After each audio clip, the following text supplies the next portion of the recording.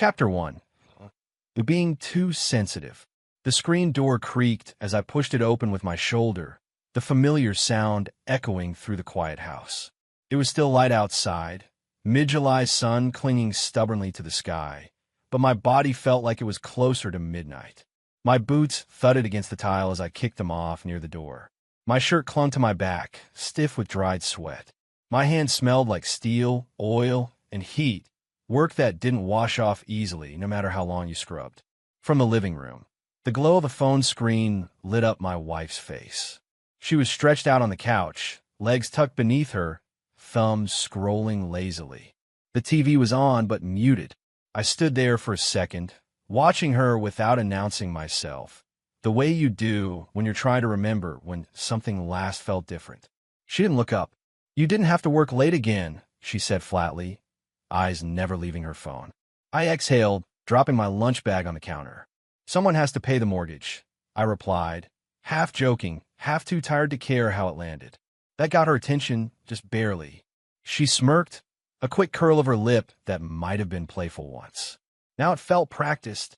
"Right, because I just sit around all day spending money, right?" she said. "That's not what I meant," I said, loosening my belt. "I meant overtime came up." I took it. She shrugged. "You always do." I walked into the kitchen, grabbing a glass and filling it with water. The house smelled faintly of lemon cleaner and something floral, candles she liked to light when she was home alone. I drank deeply, the cold water grounding me, then leaned against the counter. "How was your day?" I asked. "Fine," she said quickly. That was it. No details. No complaint. No story. Just fine. I nodded like that was normal. Like that was enough. This was how it had been lately. Two people sharing space, sharing bills, sharing a last name, but not much else. The routines were still there. Dinner together most nights. Weekend errands. The occasional obligatory date night. From the outside, we probably looked solid. Comfortable. Married. But comfort can look a lot like distance if you stare at it long enough. She laughed suddenly, a soft, breathy sound that didn't belong to the quiet room. I looked up. Her head was tilted down, hair falling forward as she typed something quickly. "What's funny?" I asked. She paused, just a fraction of a second too long, then locked her phone and tossed it face down on the couch. "Nothing. Just something dumb." I raised an eyebrow. "Dumb enough to laugh like that?" She rolled her eyes. "God, why do you always do that?" "Do what?" "Interrogate me," she snapped. "It was a joke. Relax." I held my hands up slightly. I asked one question, and I answered it. She stood up, smoothing her shirt, suddenly restless. "You're being too sensitive." There it was. The phrase she'd been using more and more lately, like a shield. Too sensitive. As if noticing things, changes, pauses, lock screens was a flaw. I watched as she picked her phone back up, fingers curling around it protectively. She didn't start scrolling again, though. She just held it, like she was waiting for something. "You eat yet?" she asked. "Grabbed a sandwich at work," I said. "I can make something if you want." "No, I'm not hungry," she replied. "Actually," she hesitated then sighed. "We're having dinner with my family this weekend." I glanced at her. "We are." "Yes. Saturday night. At my parents' place." I nodded slowly. "Okay. What's the occasion?" She smiled, but it didn't reach her eyes. "My sister wants us all to meet her new boyfriend." That explained the tone. The casual way she said it, like it was nothing, even though we both knew her sister never did anything without making it a production. "Another one?" I said lightly. She shot me a look. Don't what?" "Don't start," she said. "She's serious about this one." I shrugged. "You've said that before." "This is different," she insisted. "He's accomplished." There was a strange emphasis in her voice, like the word mattered more than it should have. She glanced down at her phone again, then back up at me. "He's got money. A good job. Ambitious." I smiled faintly. "So, a human being." She didn't smile back. Instead, she crossed her arms and looked me up and down, not cruelly, not obviously, but with a kind of quiet assessment that made my chest tighten. She began, then stopped, choosing her words. "Just try to make a good impression, okay?" "I usually do," I said. She scoffed. "You know what I mean." "No, I don't," I replied. "What do you mean?" She exhaled sharply, already annoyed. You don't have to be sarcastic. Or defensive. Defensive about what? About everything, she said. Sometimes it's like you're always waiting for someone to insult you. I stared at her. Funny. I don't remember being like that before. She looked away. People change. Yeah, I said quietly. They do.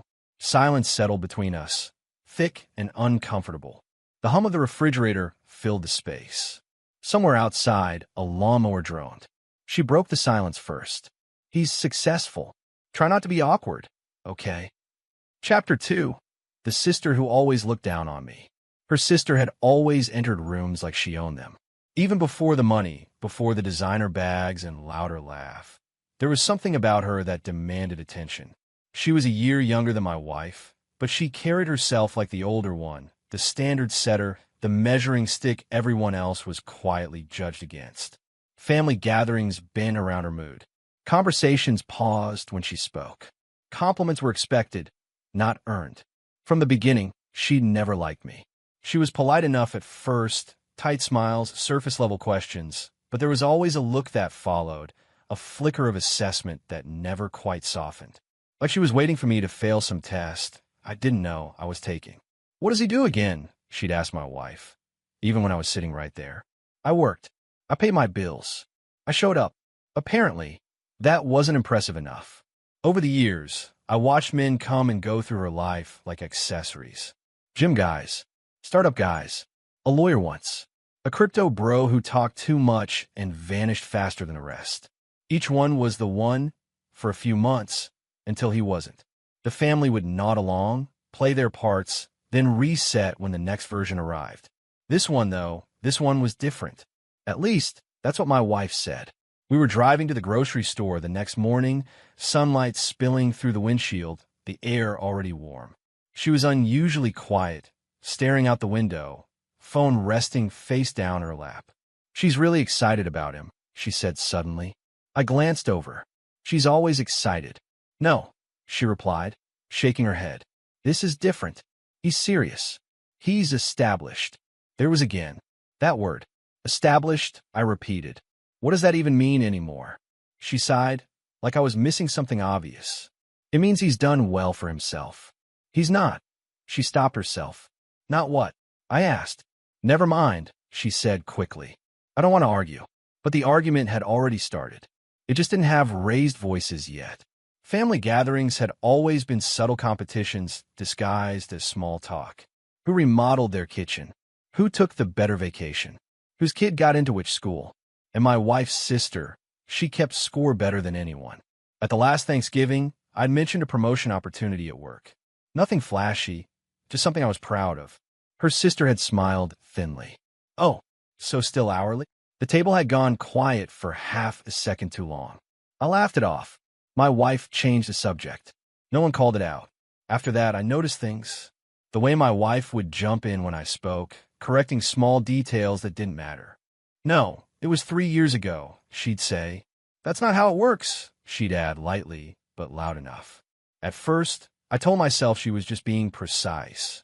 Helpful, but it kept happening, and it only seemed to happen around her family. One night, we were all sitting in the living room after dinner. Her sister was scrolling through pictures on her phone, showing off a weekend trip she'd taken, rooftop bars, expensive plates of food arranged just so. "Living your best life," their mother said admiringly. Her sister smirked. "You have to, right?" I chimed in without thinking. "Looks crowded." She looked up at me like I'd insulted her personally. "That's because you've never been anywhere worth going." A couple people chuckled. I felt my wife shift beside me. Instead of defending me, she leaned in and whispered, "Just let it go." Later that night, as we loaded dishes into the dishwasher, I said, "Your sister didn't have to say that." She shrugged. She was joking. She wasn't. "Why do you always assume the worst?" she asked. "She's just honest." "Funny how her honesty only goes one direction," I said. She slammed a plate down harder than necessary. "God, you're always looking for a problem." I wasn't. I was noticing patterns. The closer this dinner got, the more I felt like I was being prepped, warned, softened up in advance. "Just don't get defensive," my wife said one evening as we folded laundry. "Don't be quiet and weird." Don't make it about you. I stopped folding and looked at her. Do you even hear yourself? She avoided my eyes. I just wanted to go smoothly. For who? I asked. She didn't answer. A few days later, we ran into her sister at a cafe. Completely unplanned. At least, it seemed that way. She was already seated, sunglasses perched on her head, coffee untouched. There you are, she said brightly. Her eyes flicked to me, then back to my wife. I was just telling him about Saturday. Him? I asked. She grinned. My boyfriend. You'll meet him soon. The way she said it, like a promise and a threat rolled into one. As we sat down, she launched into stories about him. His job, his connections, his car. Every detail, carefully chosen. My wife listened, leaning forward, smiling, nodding along. I watched her face light up in a way I hadn't seen in a while. That's impressive, my wife said at one point. Her sister raised an eyebrow at me. Right. I smiled politely. Sounds busy. She laughed. Some people thrive under pressure. My wife shot me a look. A warning. On the drive home, the silence stretched until it was unbearable. You didn't have to sound so dismissive, she said finally. I wasn't dismissive. You always do that, she replied. That tone. What tone? She threw her hands up. That, like you're above it. Above it? I almost laughed. I said he sounded busy. And you meant stupid, she snapped. I didn't. She shook her head, frustration etched across her face. Do you have to talk like that? Like what? Like that. Chapter 3. Enter the rich boyfriend. Dinner at her parents' house was always a performance. The driveway was already full when we pulled in, cars angled just right like they belonged in a magazine spread. I shut off the engine and sat there for a second, hands on the steering wheel, listening to it tick as it cooled. My wife was already unbuckling, checking her reflection in the visor mirror. Try to be nice, she said, not looking at me. I usually am, I replied. She gave me a tight smile. You know what I mean. Inside, the house buzzed with noise, voices overlapping, glasses clinking, the smell of roasted meat and garlic filling the air. Her parents greeted us warmly enough. Hugs, small talk, the usual. Her sister wasn't there yet. Of course, I muttered under my breath. What? My wife asked. Nothing. We settled into the living room, everyone pretending not to notice the empty seat at the table. 10 minutes passed, then 20. Her sister was always late when she wanted to make an entrance. Finally, the front door swung open. Sorry we're late. Her sister's voice rang out, loud and unapologetic. Traffic's a nightmare when you don't fly private. She stepped in first, perfectly styled, like she just walked off a photo shoot. And right behind her, him, tall, relaxed, smiling like he knew everyone was already impressed. His shirt was crisp, designer, no logo, but expensive enough that you could tell. His watch caught the light when he lifted his hand to wave, heavy and unmistakable. He moved through the room like it was already his. Laughter erupted. I stayed seated. Worth it, though, he added with a smirk, draping an arm around her sister like she was a trophy. Wouldn't miss family night. Introductions followed. Handshakes. Compliments. He shook my hand last, his grip firm but casual, eyes flicking down my shirt, my jeans, my shoes, then back up. Nice to finally meet you, he said. I've heard a lot. Likewise, I replied.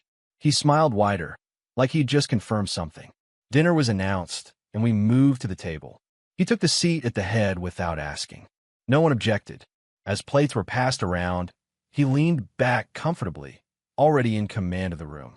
So, he said, glancing around, this place is great. Very cozy. My wife laughed lightly. It's homey, right? Absolutely, he said.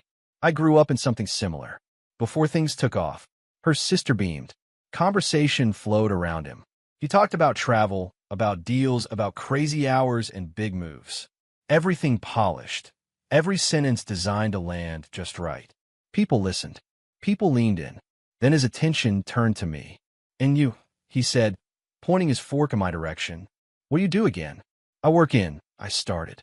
Ah, he interrupted smoothly, nodding like he already knew the answer. One of those jobs. The table laughed. I felt heat crawl up my neck. I smiled anyway. Yeah, one of those. He chuckled. Hey, honest work, right? Somebody's got to keep the lights on. More laughter. I glanced at my wife. She was smiling too, shoulders relaxed, eyes bright.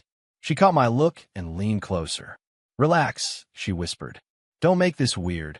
That line landed harder than anything he'd said. I leaned back in my chair, suddenly very aware of my hands, calloused, rough, resting against the polished wood of the table. He noticed too. "Those are some hard-working hands," he said, raising his glass toward me. "Respect." It sounded like a compliment. It wasn't. "So what line of work exactly?" he pressed. "Construction? Manufacturing? Operations?" I replied evenly. "Right," he said, nodding again. I had a phase where I thought about getting into something like that. Then I realized I hated getting dirty. Her sister laughed too loudly. Their mother smiled politely. Her father cleared his throat, but said nothing. The room felt smaller. My wife jumped in. "He works long hours," she said. "Very long." There was something about the way she said it, like an explanation, or an apology. He raised an eyebrow. "Ambitious. I like that. Grind culture, right?" "Something like that," I said. He leaned toward my wife. "Must be tough, being married to the job." She laughed again. "You get used to it." That one stung. The rest of dinner passed in fragments. Stories I half heard. Jokes that landed a little too close to home. Every now and then, he'd glance at me, like he was checking to see if I was still keeping up. When dessert came out, he pushed his plate away. "Can't eat too much," he said. "Gotta keep the edge." My wife smiled at him. "Discipline." He winked. "Exactly." I stood up to help clear dishes. My wife shot me a look like I was interrupting something. I ignored it. As I carried plates into the kitchen, I caught my reflection in the dark window, tired eyes, shoulders slightly slumped. I straightened instinctively. When I returned, he was telling another story, louder now, holding court. And that's when I told him. He said, "If you can't keep up, get out of the way." More laughter. I sat down, jaw tight, hands clasped together. My wife leaned over again, her voice low. "Seriously, don't make this weird." Chapter 4. Humiliation at the Table. By the time the main course was halfway finished, it stopped feeling like a family dinner and started feeling like a slow, deliberate execution. He had the floor now, not because anyone gave it to him outright, but because no one tried to take it back. The boyfriend leaned back in his chair, one ankle resting casually on his knee, swirling his drink like he'd done it 1,000 times before. Every story circled back to money somehow. Not directly at first, just enough to let everyone know it was there. "I don't even check prices anymore," he said with a chuckle. "If I want something, I buy it. Life's too short to nickel and dime yourself." Her sister laughed, touching his arm. "That's his philosophy with everything." "Time is the real currency," he added. "You can always make more money, but wasting your life grinding?" He shook his head slowly. "That's the real tragedy." I felt my jaw tighten. Across the table, my father-in-law nodded thoughtfully. "That's one way to look at it." "Exactly," the boyfriend said, encouraged. "I mean, no offense to anyone, but I've never understood guys who spend their whole lives breaking their backs for pennies." He looked right at me when he said it. A beat passed, just long enough. "Well," he continued, smiling, "some people are built for comfort. Others are built for ambition." Her sister chimed in immediately. "Not everyone has the mindset to rise above." I set my fork down carefully. My wife didn't look at me. She was focused on her plate, cutting her food into neat pieces like if she concentrated hard enough, she wouldn't have to hear any of it. Someone laughed. Not loud. Polite. Safe. "Real men," the boyfriend went on, "know how to leverage their minds instead of their bodies. That's the difference." I leaned back in my chair, the wood creaking under my weight. My hands were clenched now, resting on my thighs, knuckles pale. I took a slow breath through my nose. Her mother cleared her throat. "Well, everyone contributes in their own way." "Of course," he said quickly, holding up his hands. I didn't mean to sound dismissive. Honest work is honest work. He paused, then added, "But let's be real, some work just doesn't lead anywhere." Her sister laughed again, louder this time. I glanced at my wife. Finally, she looked up, just long enough to catch my eye. There was a flicker there. Not concern, not anger, worry, but not for me. She leaned closer, her lips barely moving. "Please," she whispered, "just let it go." I stared at her. Let what go? She didn't answer. She just shook her head slightly, eyes pleading, not with me, but with the situation. The boyfriend noticed the exchange. Everything okay over there? He asked, feigning concern. Yeah, my wife said quickly. Everything's fine. He smiled. Good. Hate awkward dinners. Her sister smirked. Some people just take things too personally. I felt something shift in my chest then. A quiet realization, settling heavy and cold. This wasn't teasing anymore. This was intentional. So, the boyfriend said, turning his attention back to me like a cat that hadn't finished playing with its food. What's the long-term plan? Excuse me, I asked. For you, he clarified. I mean, are you happy where you're at? Or is this just temporary? I held his gaze. I'm doing fine. Fine, he repeated, tasting the word. That's one way to live, I guess. My wife laughed softly. He's very stable. Stable. Not driven. Not impressive. Stable. Stability's important, her father said. Especially in a marriage. The boyfriend nodded. Sure. Until it turns into stagnation. That did it. I pushed my chair back slightly, the sound sharp against the floor. The room quieted just a bit. Not enough to stop him, but enough to notice. Is there a problem? He asked, eyebrows raised. I opened my mouth. My wife's hand shot out and grabbed my arm under the table. Her grip was tight. Don't, she hissed. Please, stop embarrassing me. I froze. Embarrassing her. Not him. Not them. Me. I looked at her hand on my arm, then at her face. She wouldn't meet my eyes now. Her jaw was set, her expression tense, not protective, not supportive. Ashamed. I slowly sat back down. The boyfriend smiled, satisfied. Hey, he said lightly, raising his glass. No harm meant. We're all family here. Her sister clinked her glass against his. Exactly. Conversation resumed, but I was no longer part of it.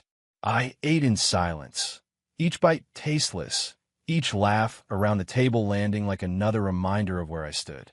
Across from me, my wife leaned into the conversation, nodding along, engaging, smiling. She asked him questions. She laughed at his stories. She never once looked my way again. I realized then, quietly, unmistakably, that she wasn't just failing to defend me. She was distancing herself from me, creating space, drawing a line. I wasn't her partner at this table. I was the thing she hoped no one noticed. A liability. Chapter 5. The comment that changes everything. Dessert hadn't even been served yet, but the boyfriend was already on his second drink. You could tell by the way his voice carried now. Louder, looser, more confident than before. The attention had soaked into him like fuel. Every nod, every laugh from around the table pushed him further into performance mode. He wasn't just talking anymore. He was holding court. And that's when I realized, he said, gesturing with his glass, most people don't actually understand how money works. They just work for it. Her sister laughed, leaning into him. He's obsessed with efficiency. Obsessed with winning, he corrected, flashing a grin. Big difference. I stared down at my plate, barely touched. My appetite had disappeared somewhere between real men and breaking backs for pennies. The clink of silverware, the low hum of conversation, it all felt distant, like I was underwater. So what do you actually do all day? Her mother asked him, curious now, impressed. He sat up straighter, clearly pleased by the question. I manage acquisitions for a private firm, he said casually, like he was talking about grocery shopping. Mostly buy out struggling companies before they collapse. The words hit me like a sudden drop in temperature. Struggling companies. Before they collapse. My hands stilled around my fork. He continued, unaware, or maybe very aware, of the effect his words were having. We step in when things are already messy. Debt, inefficiency, leadership issues. We clean house, restructure, sometimes sell off assets. Sometimes we shut things down. He shrugged, unbothered. That's business. The room hummed with interest. Her father nodded slowly. Her mother frowned slightly, but said nothing. Her sister looked impressed, proud even. My wife's eyes lit up. That sounds intense, she said. But exciting. It is, he replied. High stakes. You either know what you're doing, or you get eaten alive. Something cold settled in my chest. Because I knew those words. I'd heard them before in boardrooms, in closed-door meetings, in reports no one else ever saw. I'd seen firms like his circle businesses like sharks, waiting for the moment weakness showed. And the way he described it, the size, the timing, the tone, felt uncomfortably familiar. Too familiar. Someone laughed at the table. A joke passed over my head. I didn't hear it. All I could hear was a name echoing in my mind. A company. A set of numbers. A situation that had been developing quietly for months. My pulse quickened, but my face stayed still. "So you like a fixer?" her sister asked. "More like a closer," he said. "I end things, or turn them into something profitable." He took a sip, eyes drifting toward me again. "Not everyone likes us, but the ones who matter respect us." I slowly set my fork down. The laughter continued around the table, but it sounded thinner now, stretched. I felt detached from it, like I'd stepped outside myself. I reached into my pocket. The motion was small, unremarkable. No one noticed at first as I pulled my phone out and rested it against my thigh. My wife noticed, though. She always did. She glanced at me, brow furrowing slightly. "What are you doing?" I didn't answer. My thumb unlocked the screen. Bright light spilled across my palm. I navigated by muscle memory now, not looking rushed, not looking nervous. Calm, deliberate. "Which firm did you say?" I asked, lifting my head just enough to meet his eyes. The table quieted, not fully, but enough. A few people looked between us, sensing a shift they couldn't quite name. He smiled, the same confident, dismissive smile he'd worn all night. "You want a full name?" "Yes," I said evenly. "That would help." He chuckled. "Sure, we're pretty well known in the right circles." He said the name, exactly the one I'd been thinking of. My thumb moved again. No one spoke now. Forks paused midair. Even her sister leaned back slightly, watching. I typed. Search results loaded instantly. I scrolled once. Twice. The room felt very quiet all of a sudden.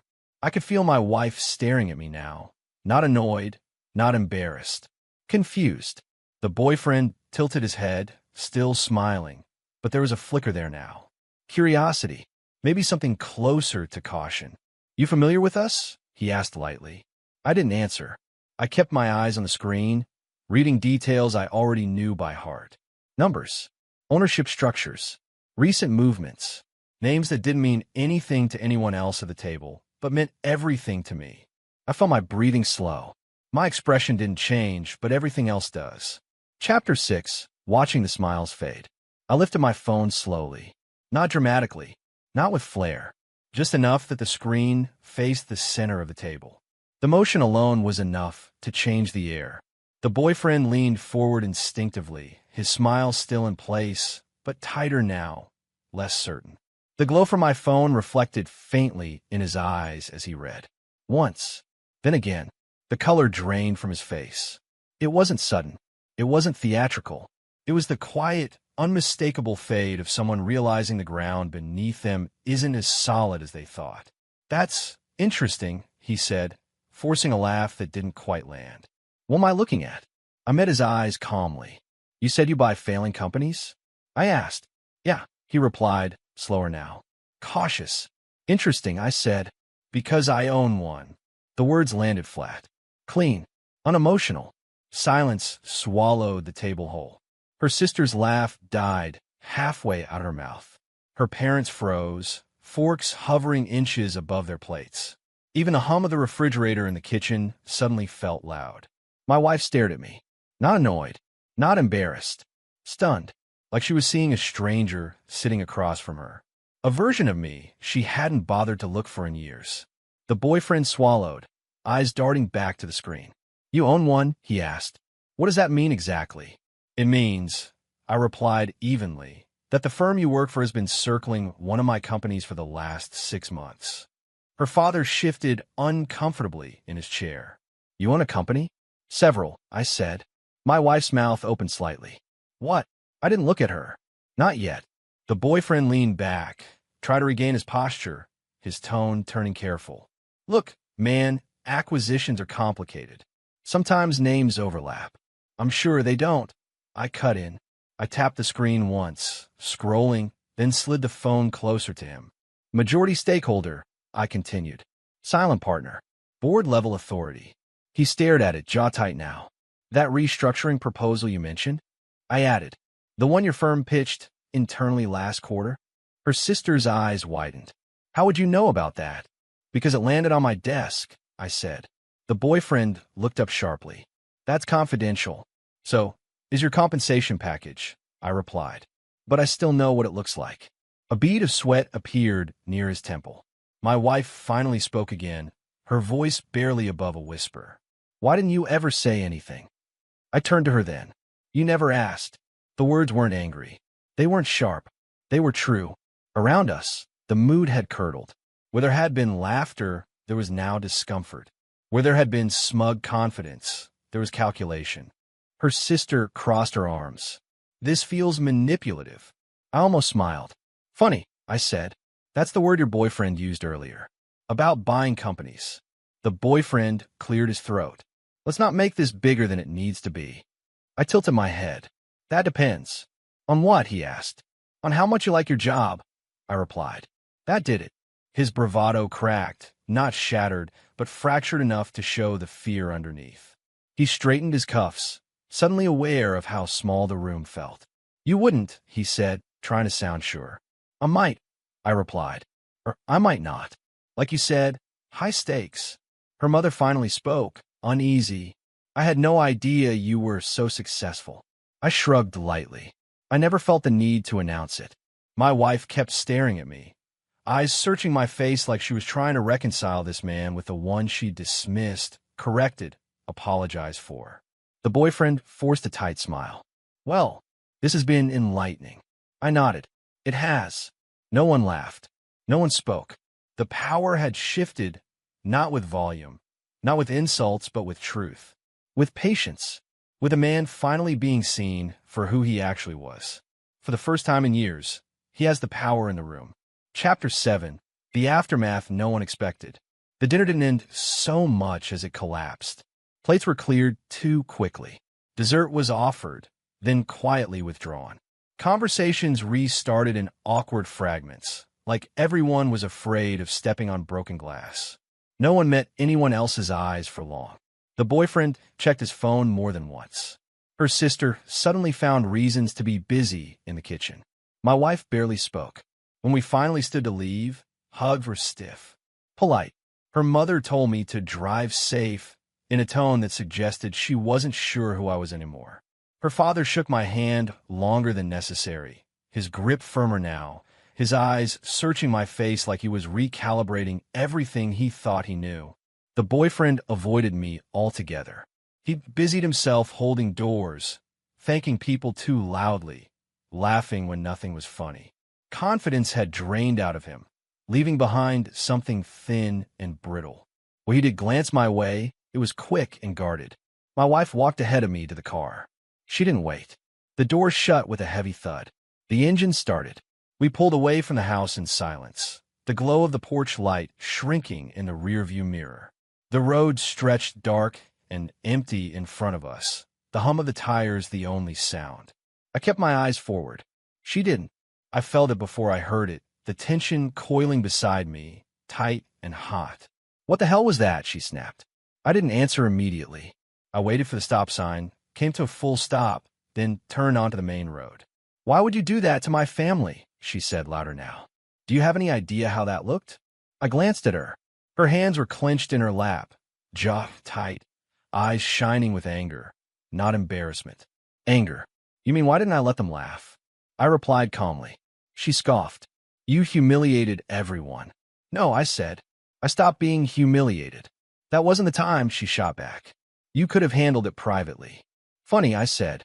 Didn't seem like there was much privacy when they were handling me. She turned toward me fully now. You always do this. You wait until things explode instead of just fitting in. Fitting in, I repeated. By letting your sister's boyfriend talk down to me at your parents' table? She threw her head back in frustration. Why do you care so much what he thinks? I laughed once, short and humorless. I don't. I care what you think. That stopped her. For a moment, she looked away, out the window, the streetlights flashing across her face in quick bursts. When she spoke again, Her voice had changed, lower, sharper. "I'm just tired," she said. "Tired of feeling like I have to explain you." The words settled between us. "Explain me to who?" I asked. "To people who matter," she said, without hesitation. I tightened my grip on the steering wheel. "So that's it," I said. "This is about status." She didn't deny it. That hurt more than if she had. "I see what other people have," she said. "The lives they live. The doors that open for them. And you think I'm the reason those doors are closed?" I asked. She hesitated. "Just long enough. I think," she said slowly, "that you're comfortable being where you are. And that's a flaw?" I asked. She laughed bitterly. "It's a limitation."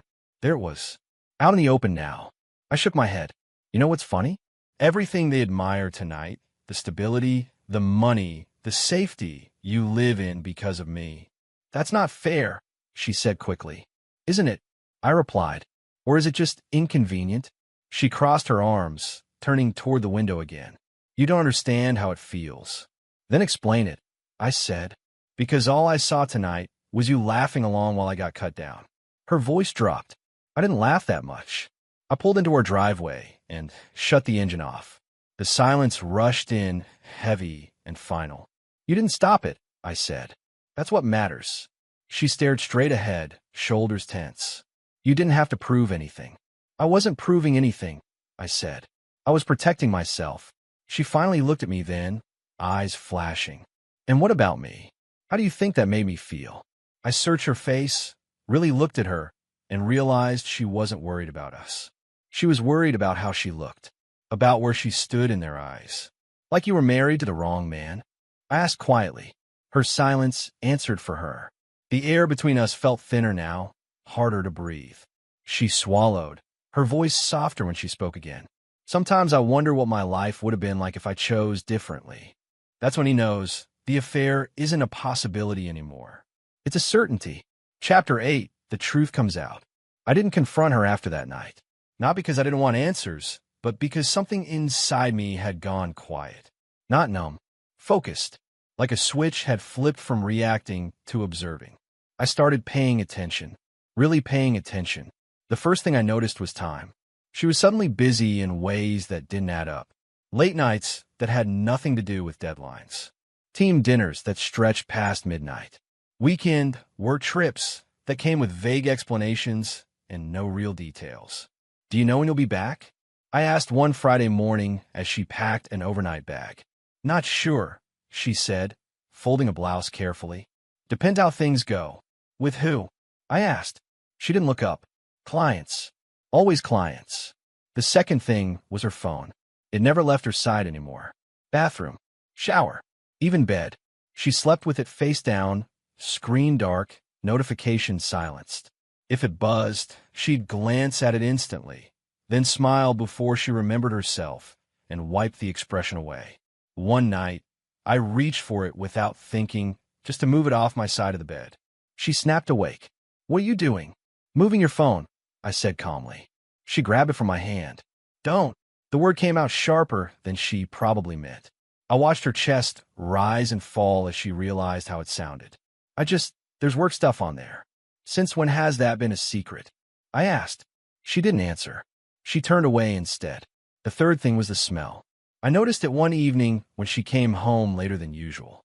She brushed past me in the hallway, and something unfamiliar followed her, a clean, expensive scent. Not overpowering. Intentional. Cologne. The same one I noticed at dinner. I stood there for a long moment, staring at the closed bedroom door, my mind replaying things I'd dismissed before. Her sudden interest in clothes. The way she'd laughed at jokes that weren't funny. The way she'd looked at that man, not attracted, exactly, but impressed. Admiration can be more dangerous than desire. I didn't ask her about it. I didn't accuse. I waited. Patterns have a way of revealing themselves, if you let them. It happened on a Tuesday. Ordinary. Unremarkable. She'd gone to bed early, claiming a headache. I stayed up in the living room, the TV on low, a spreadsheet open on my laptop that I wasn't really looking at. Her phone buzzed on the coffee table. Once. Then again. She'd left it behind. A mistake she rarely made. I stared at it for a long time before touching it. Not out of guilt, but out of confirmation. because some part of me already knew what I'd find. The screen lit up easily. No password change. That felt intentional too, in its own way. The message thread wasn't hidden. It was right there. His name wasn't saved as anything clever. Just a first name. Clean. Confident. I didn't scroll at first. I just sat there, letting the reality settle into place. Then I read. Not explicit. Not graphic. Worse. Inside jokes. Compliments disguised as concern. Long paragraphs about feeling understood. About being seen. About how exhausting it was to pretend to be satisfied with a life that didn't fit anymore. She wrote things to him she hadn't said to me in years. You make me feel alive. I can finally breathe when I'm with you. You get it. You understand what I want. He responded in kind. Not pushy. Not desperate. Confident. Assured. You deserve more. You're wasted where you are. You shouldn't have to shrink to make someone else comfortable. I felt something tear, not loudly, not dramatically, but cleanly, like fabric giving way under steady pressure. There were pictures too, not explicit. Smiles. Drinks clinking. Hotel lobbies.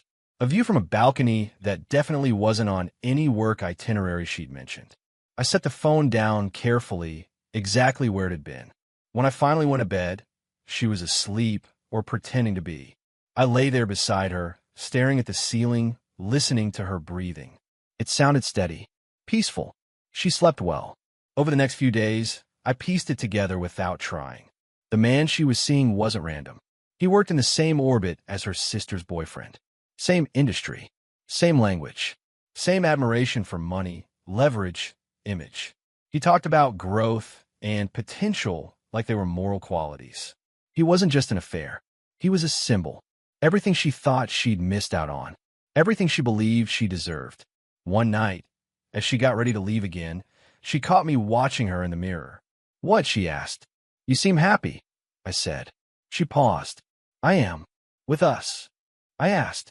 She hesitated just a second too long. I'm figuring things out, she said carefully. I nodded. Of course you are. She left with a quick kiss on my cheek that felt rehearsed. The door closed softly behind her. I stood alone in the quiet house, surrounded by a life that suddenly felt like a draft version, something she was already revising in her head. The betrayal wasn't just sexual, it was ideological. She wanted a different man. Chapter 9, Revenge Without Begging. There was no explosion, no slammed doors, no shouted accusations that rattled the walls and gave her something dramatic to cling to. I didn't cry. I didn't ask why. I didn't demand explanations that would only turn into excuses. I went quiet, not the sulking kind of quiet she was used to, the kind that begged to be noticed. This was different, focused, deliberate, the kind of silence that moves. I started with the things that mattered. Accounts, access, authority. I spent a Saturday morning reviewing documents she'd never bothered to understand. Titles, operating agreements, trust structures. I made calls she didn't know needed to be made. Lawyers first, then accountants, then the kind of conversations that never include emotion, only facts and contingencies. By the time she came home that afternoon, smiling, distracted, I was already 3 steps ahead. You look busy, she said, setting her bag down. I am, I replied. She leaned against the counter, watching me in a way that felt new, curious, maybe cautious. Everything okay? Everything's clear, I said. She nodded like that was the same thing. I cut emotional access next. I stopped asking where she was going. Stopped checking in. Stopped filling the space she'd been quietly abandoning. When she talked about her day, I listened politely and gave nothing back. When she reached for validation, she found only calm indifference. It unsettled her.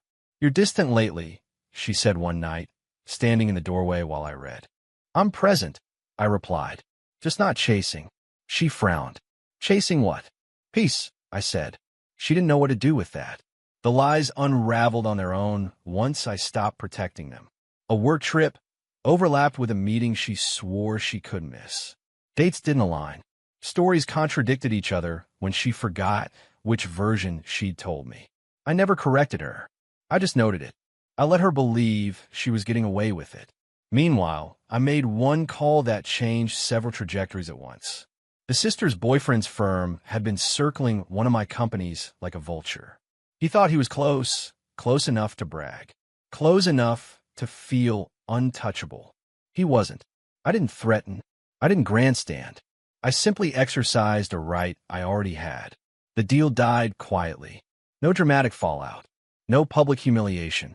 Just a strategic pivot, an internal reshuffle, a sudden need for his firm to reassess priorities.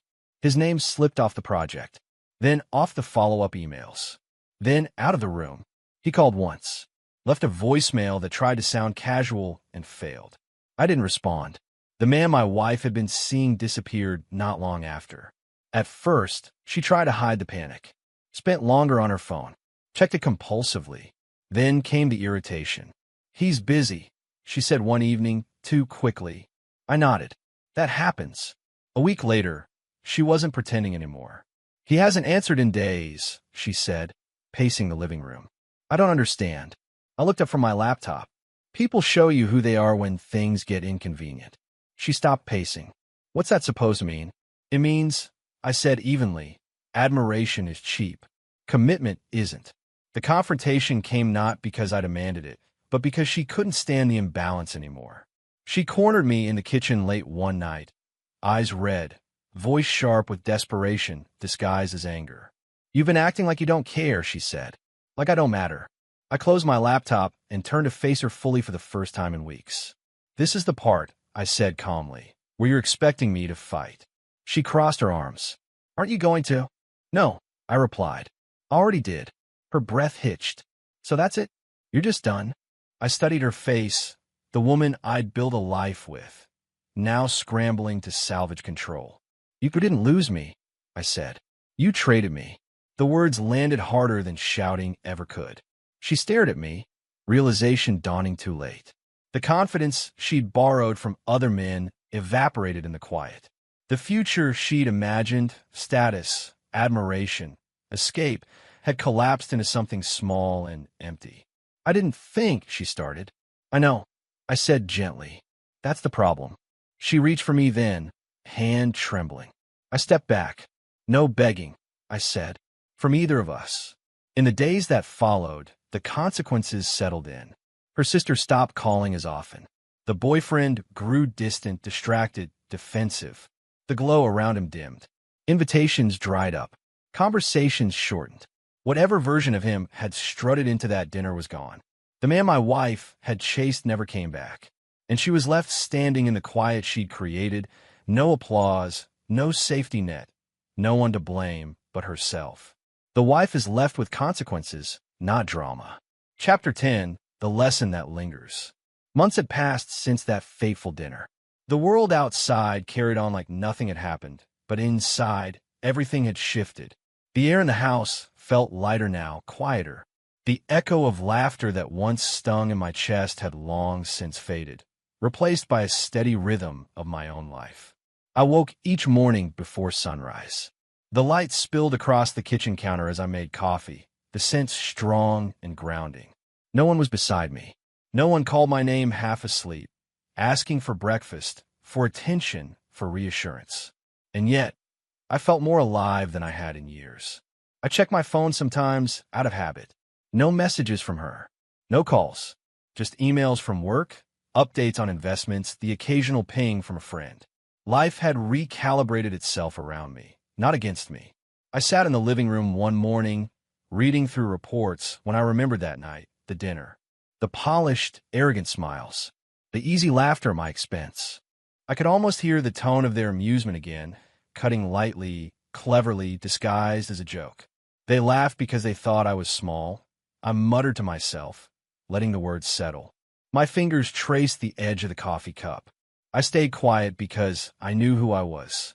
I remembered the boyfriend's smug confidence, the way my wife had whispered at the table, warning me not to embarrass her. Back then it stung, deeply, but now, with distance, I saw it clearly.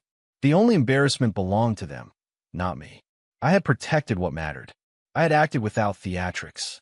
I had let patience and calmness do what yelling and anger never could. By the time they realized who held the power, it was already too late. and that quiet satisfaction was sweeter than any dramatic confrontation. The house was quiet that morning. I poured the last of my coffee into my cup, lifting it slowly, savoring the steam.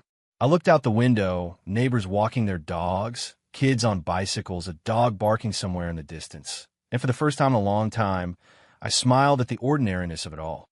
My world didn't have to revolve around her or anyone else's judgment. I thought about the sister, her boyfriend, the man she had been chasing. Their arrogance had crumbled. Their faces, once animated with superiority, were now distant memories, tinged with something smaller, weaker. And I hadn't done a thing to humiliate them. I had merely stayed steady, waited, and let the truth speak. I ran my hands over the edges of the leather chair I sat in. Each groove, each worn mark, felt like a testament to persistence, to endurance, to control. I had faced betrayal, public humiliation, and emotional sabotage, and I was still standing. Stronger than before, sharper, more aware of my value. I sipped my coffee again.